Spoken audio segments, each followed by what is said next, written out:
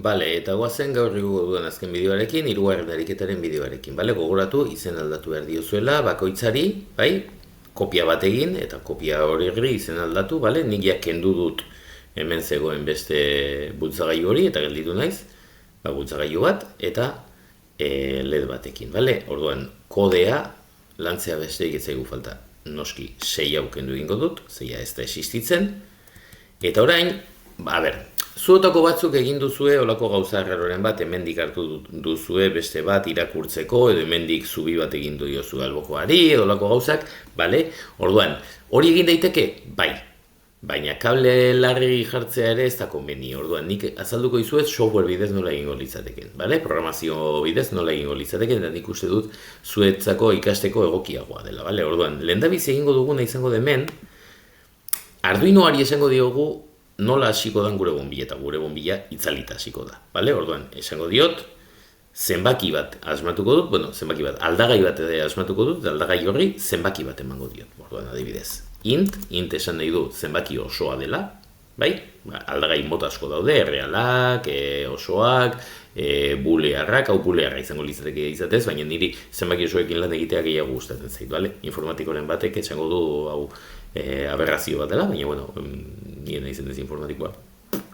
Bale, orduan, integer bat jarriko dugu, int, deituko diogu LED, bale? Nik ez diot LED deitu nahi, deitu diot patxi, deitu jozu patxi, bale? Deitu jozu peio, edo deitu jozu nahi duzuna, bale? LED berdin 0, zergaitik 0, baitzalita 0, ulergarriagoa delako, bale? Orduan, orain zer egin behar dugu, orain lortu behar duguna da, jakitea. Guk botoia jo dugun ala ez, osea, digital read 11 jai, bai, hemen ere 11, besterik ez daukagu, bietan izango da berdina, baina eske gainera egin behar du beste gauza bat, eta da, honetaz gain, hau, eta gainera, LED 0 izatea. Bale, kontuz parentesi egin, ze hemen doa, digital read, hemen parentesi bat dago, guztia parentesi tartean, and, beste baldintza parentesi tartean, eta guztia parentesi tartean. Batzuetan hori jarri gabe funtzionatzen du, baina ez beti. Orduan, nik nahi dut ziurtatu eta dena jarri. Bale? Orduan, hau guztia betetzen bada, zer egin behar du? Egin behar duena da, piztu bonbilla, eta gainera, abisatu, bonbilla piztuta daola. Bale? Gogoratu, konparazioak egiteko bi berdin jartzen dira. Bale? Baina asignazioak egiteko aldatzeko balio bat bakarrik. Bale? Orduan, ja badakigu bat dala. Bale? Berdin, nik berriz ere botoia jotzen badut. Eta LED bat bada, orduan zer egin behar dugu? Itzali.